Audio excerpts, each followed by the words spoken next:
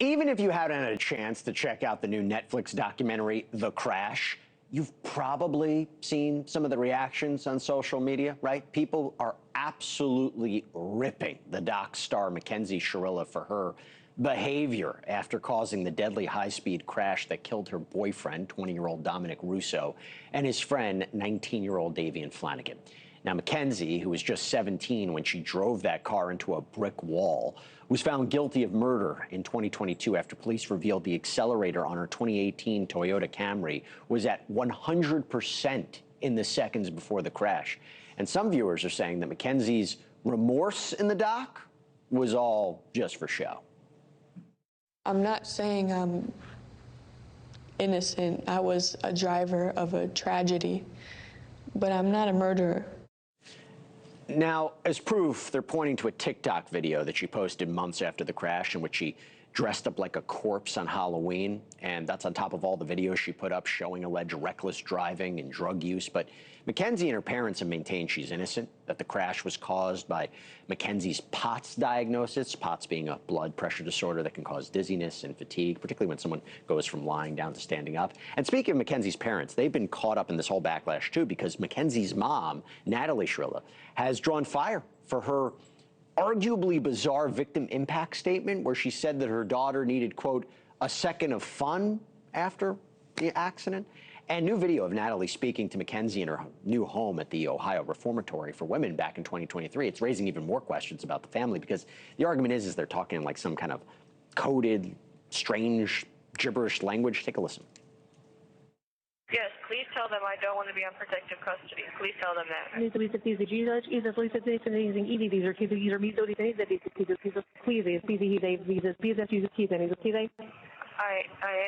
I'm not causing a single problem since I've been here.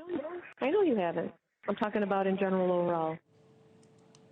Yeah, so is the Mackenzie Shirilla millions watched in that Netflix doc actually putting on an act? I'll tell you what, Kat Crowder sure thinks so. She served 6 months with Mackenzie in that women's prison, and she says the girl she knew behind bars is nothing like the remorseful inmate seen in the doc. Joining me now is social media influencer Kat Crowder. Thank you so much for taking the time. Why do you believe that? Thank you for having me. When Mackenzie first walked out in the documentary, my jaw was dropped because that was not the person that I saw in prison when I was with her. She walked around in a very light demeanor, if that makes sense. So lots of laughing, lots of giggling, you know, makeup done every day. It was never this dark, smug, tough girl act that was in this video, trying to portray some sort of remorse. I never, you know, I don't know what somebody's thinking. I don't know what's going on in her head, but from my observations, there was never any, you know, behaviors that looked like somebody who was remorseful. Did she ever talk about the crash? Did she ever talk about the victims in the case? Not directly to me, but I've spoke to a few women since me being released and, you know, going on about her case, and they've came out and said that they had conversations with her and she informed them that it was not due to POTS, it was due to her being high. You know, there's a few different stories that she's had. One was that she had no idea, you know, she didn't remember, amnesia. So there's a few things that she circulated. Did you ever see, talking about POTS, did you ever see any of those symptoms when you were with her, when you were around her?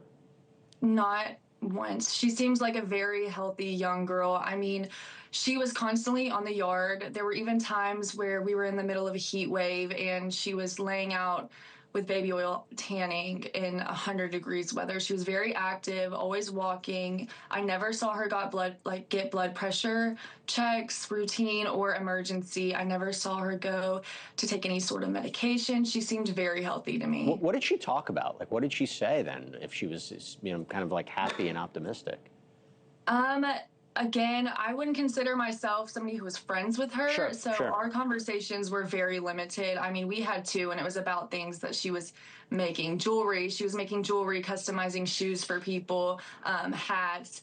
But the people that were close to her that I have spoken to, you know, she was just kind of thinking she was in high school. She was not focused on the fact that, you know, she murdered 2 people.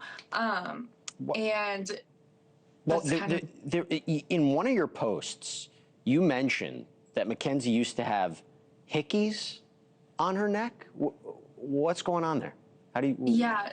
So it's kind of normal. I don't want to say normal, Okay. but common for some of the women in there to form relationships, like intimate relationships. And towards the end of my sentence, before I was about to be released, I saw Mackenzie walking the track on the yard, and she did have large hickeys. And it's come out since then that she's had multiple girlfriends since being incarcerated, doing who knows what. So that just had to result from another one of those. Was she a mean girl in the prison? I do say that she wanted to be like Regina George. I mean, just the way that she did her makeup, the way that it was like she was going out to a club or something, or she thought she was going to be famous or photographed. She would wear her clothes altered so they would be form-fitting, and she would make fun of people who had less than she did because she was well taken care of inside prison. She is taken care of. What do you think about all the reaction that she's getting, in the wake of this documentary? I mean, like I said in my video, I think that the documentary was filmed in a way to make her and her family look a certain way and not in her favor. And I do think it's crazy, because she strives to be famous even before getting in trouble. And before all of this, she wanted to be an influencer and all of the things. And it's almost like she's kind of achieved that, but in a different manner of being infamous. Yeah, well, that's for sure. Look, it's so hard to judge, what somebody's acting like in prison, if they're putting on an act because who they're around, or, you're seeing the real Mackenzie. It's just very odd. So, Kat Crowder, thank you so much for sharing your observations with us about this. It's really an important story, and I appreciate you coming on. Yeah, thank you for having me. I appreciate it. You got it.